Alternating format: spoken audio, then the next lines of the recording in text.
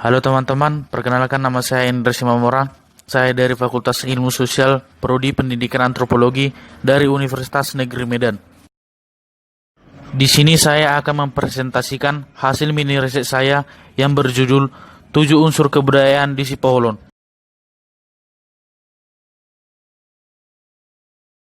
7 unsur kebudayaan di Sipoholon. Number 1. 1. Bahasa. Bahasa yang digunakan dalam kehidupan sehari-hari adalah bahasa Batak Toba. Bahasa Batak Toba memiliki pantulan konsonan C berubah menjadi S. Contohnya, kacang menjadi hasang, kunci menjadi husi, cicak menjadi sisak, congkel menjadi songkel, becak menjadi besak. Number 2. 2. Sistem pengetahuan. Masyarakat Batak di Sipoholon mengenal sistem gotong royong kuno dalam hal bercocok tanam. Biasanya itu disebut dengan marsiurupan atau marsiadapari. Masyarakat Batak mengenal 2 jenis perubahan musim untuk keperluan bercocok tanam.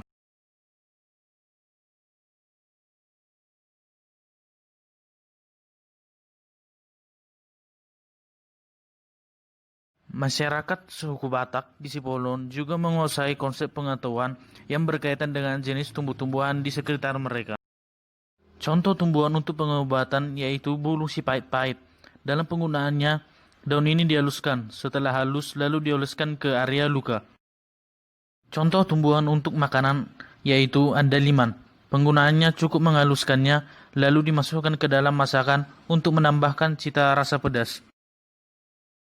Contoh tumbuhan untuk diminum yaitu tuak yang merupakan hasil fermentasi dari nira. Number 3. 3. Organisasi sosial. Sistem kekerabatan orang Batak adalah parental, yaitu menurut garis keturunan ayah. Dalam berhubungan antar satu dengan yang lainnya pada masyarakat Batak, mereka harus mampu menempatkan dirinya dalam struktur itu, sehingga mereka selalu dapat mencari kemungkinan hubungan kekerabatan di antar sesamanya dengan cara martutur. Organisasi sosial di daerah Sipoholon ini adalah adanya perkumpulan marga, contohnya perkumpulan marga saya yaitu Simamora. Nama perkumpulan marga tersebut dinamakan Toga Simamora, perkumpulan sesama marga Simamora dan keturunannya. Number 4. 4. Sistem peralatan hidup dan teknologi. Masyarakat Batak di Sipoholon mempergunakan alat-alat sederhana yang dipergunakan untuk bercocok tanam dalam kehidupannya, seperti cangkul, bajak, sabit, atau sasabi. Namun, beberapa peralatan tadi sudah jarang ditemukan, dikarenakan masyarakat di Sipoholon ini sudah mengetahui peralatan yang lebih modern dan canggih, seperti traktor combine dan traktor bajak. Number 5. 5. Sistem mata pencaharian hidup. Masyarakat di Sipoholon bermata pencaharian sebagai petani, dan ada juga yang bermata pencaharian lain seperti pekerja kantoran atau PNS. Sebagian masyarakat Batak di Sipoholon ini sudah menanam padi di sawah dengan irigasi, tetapi masih ada juga yang bercocok tanam di ladang yang tidak memiliki irigasi. Masyarakat biasanya bercocok tanam di huta. Hanya warga huta atau kampung saja yang berhak untuk memakai wilayah itu. Mereka menggarap tanah itu seperti menggarap tanahnya sendiri, tetapi tidak dapat menjualnya tanpa persetujuan dari masyarakat yang diputuskan dengan musyawarah. Number 6. 6. Sistem religi. Masyarakat Batak Toba pada daerah Sipoholon ini sudah menganut agama Kristen, Katolik, dan Islam. Namun, dari ketiga agama tersebut, agama Kristen yang paling banyak dianut oleh masyarakat Sipoholon, karena agama Kristen pertama kali disiarkan ke daerah Tapanuli Utara oleh organisasi penyiar agama dari Jerman sejak tahun 1863. Number 7. 7. Kesenian. 1. Seni sastra, upasa dan upama. Upasa biasa dikatakan menyerupai pantun dalam kebudayaan Melayu. Contoh upasa yaitu napurat tano-tano rangging marsi ranggongan, baretai padodau tuditai marsi gonggoma.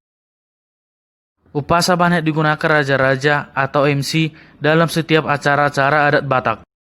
Upama berupa perumpamaan atau semacam petuah, semacam pedoman atau kata-kata bijak.